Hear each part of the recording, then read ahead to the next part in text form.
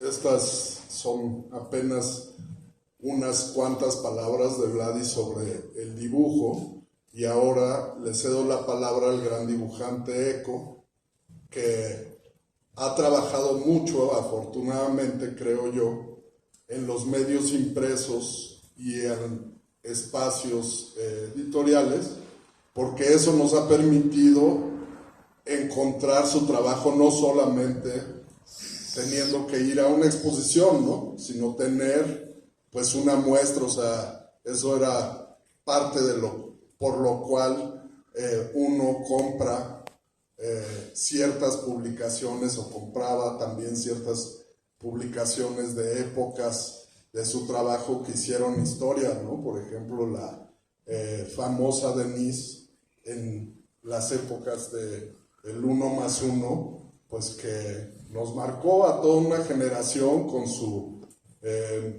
trazo, pero también con su erotismo potentísimo y súper imaginativo, ¿no? Que para los tiempos en los que lo empezó a dibujar ahí era un verdadero atrevimiento, algo que también puede tener una base de lección por parte de Vladi, ya que fue el primer artista que realizó una individual de tema enteramente erótico en nuestro país en 1968, 67 más o menos. Entonces le cedo la palabra a Eco para que nos cuente todos estos vínculos y su proceso creativo. Gracias por la invitación, gracias por estar aquí platicando con ustedes, maestros, artistas, con ustedes. Ya somos viejos conocidos todos aquí.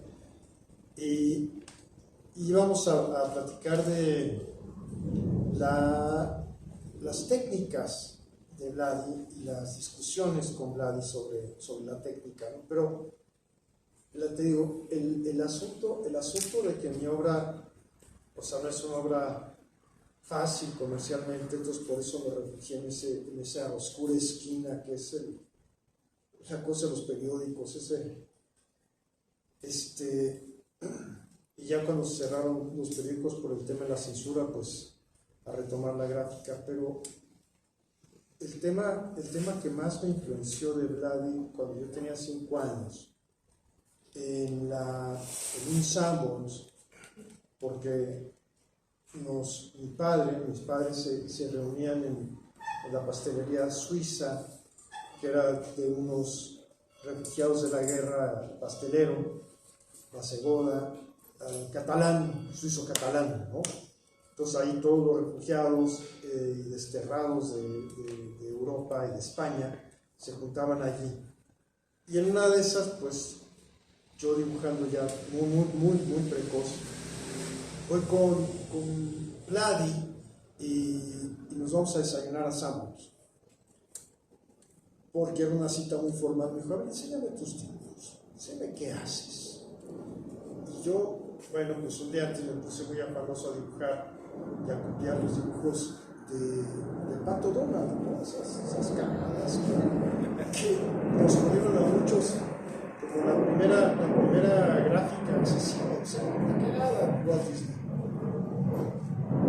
porque demasiado fuerte y demasiado definido.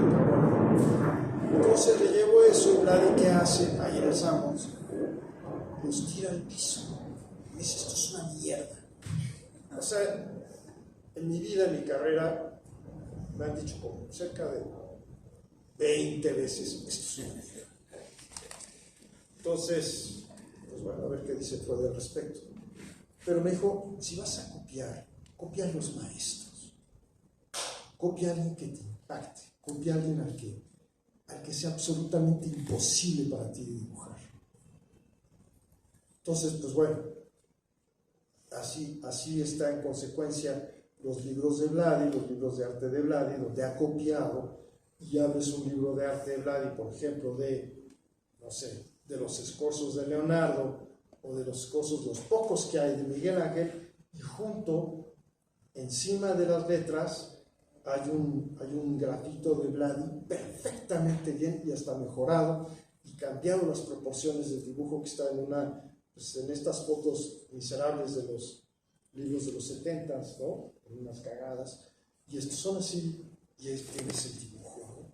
Y dibujaba encima de las letras, o dibujaba con pinturas opacas encima de las fotos. Y yo hice lo mismo con Durer. O sea, esa es mi lección de dibujo. Técnicas. Vladi, como podemos ver aquí en esta, Vladi decía él, este es un cuadro repintado varias veces. Es un cuadro probablemente de esta trilogía, es una trilogía muy antigua. Aquí los curadores nos van a decir exactamente qué fecha tienen las trilogías, pero Vladi lo siguió pintando porque Vladi nunca concluyó. Entonces, en las investigaciones que hizo, y que yo estaba ahí en estas conversaciones interminables del temple, ¿no? Porque empezó a ver cómo diablos le hacía el temple Rembrandt, porque a los demás los despreciaba. De hecho, obviamente a Rembrandt nadie le regatea al Rembrandt, ¿no? Pero me decía, tienes que estudiar al maestro más extraordinario y más brillante de la técnica del temple. Y decía, esta verdad es ser un flamenco, ¿no? Un tipo de esos, cabrón de esos, ¿no? Un Memling, ¿no? Stops. Dice, yo no tenía idea de Stops. O sea, Stops, ¿quién es Stops? Es el pintor de caballos de Inglaterra. Stops. Y él tiene un caballo en la National Gallery que me lo platicaba Vladi, y es como si yo lo hubiera visto, que es un caballo extraordinario, blanco, así, yo soy artista, no te vale comparar, así, cada caballo, en un fondo amarillo color mostaza, muy raro, pero son los fondos de Stops, y me dijo, es el mejor técnico. Son los cuadros mejor hechos, son los cuadros que se van a preservar forever. Entonces, yo le decía, Vladi, meter en negros a tus pinturas. Y él me decía, cuando dejó la doctora, me decía que no, que en temple con óleo, no hay negros, sino mezclas de negros, y no sé qué. Y le decía, no puede ser, o sea, nada. Y entonces, en una vez, fíjate, o sea, chela, yo vi luna de miel, estábamos en París, en un matrimonio, estábamos en París, coincidió con la. Y entonces estamos hablando, o sea, ahí la recién casada, chela, Isabel, y aquella diciendo, bueno, ¿a qué horas terminas de hablar con nadie? Entonces terminamos hablando del negro, del fondo de la pintura de güey, el que pinta, o sea, el asesinado por la francesa, que dibuja a David, Marat, la muerte de Marat, y el fondo total, ese fondo total absoluto, que es negro. Entonces, me dijo, no sé qué, tú eres un caballero, es un señor de la cultura europea, francesa, entonces un verdadero aristócrata, y me dice, no tienes que ir a ver el cuadro. Y dije, ¿en qué parte del Louvre está? El Louvre está aquí a la vuelta. Entonces, no. Ese cuadro está en Bélgica, está en Namur, me parece. Nunca lo fui a ver, pero la discusión con Vladi sobre los negros fue absoluta, porque me dijo, no, en la gran pintura no hay negros. El dibujo sí, el grabado sí, pero en la gran pintura no hay negros. Ese es, bueno, eso. Bueno, pues otra imagen de Vladi pues es efectivamente, como él mismo dice en estas grabaciones que pusimos al inicio, es que jamás soltó la libreta, ¿no? A donde iba siempre tenía la libreta, y que muchas veces te estaba platicando ideas o discusiones sobre estas, y ahí mismo te empezaba a trazar su recuerdo del cuadro y empezaba a ponerte flechitas y le escribía ahí los tonos, los colores, y de pronto ya tenías una trama conceptual que te hacía visualizar una pintura a través de un dibujo. Tenía la capacidad de sintetizar el universo en líneas y claroscuros, y iba articulando así lo que hemos platicado mucho, también como con el maestro Eco, por ejemplo, que lo conoció, y otros de los maestros que estuvieron aquí incluidos, es que Vladi jamás dejó de dibujar, porque su pertenencia real a una noción de país, a una noción de cultura, a una noción de pertenencia, valga la redundancia, no podía ser a ningún lugar geográfico, sino a ese país del arte, ¿no? A ese territorio del dibujo y de la gráfica, porque desde muy niño, como él señala en sus dichos, pues estuvo huyendo, estuvo migrando, ¿no? Dice que salió a los 16 años de Rusia, pero él ya había salido de su casa a los 12 años, se había tenido que ir de San Petersburgo, a donde lo mandó a su padre Stalin, a que se muriera congelado, que muriera de hambre, que muriera ahí, ya muy cerca de Siberia, ¿no?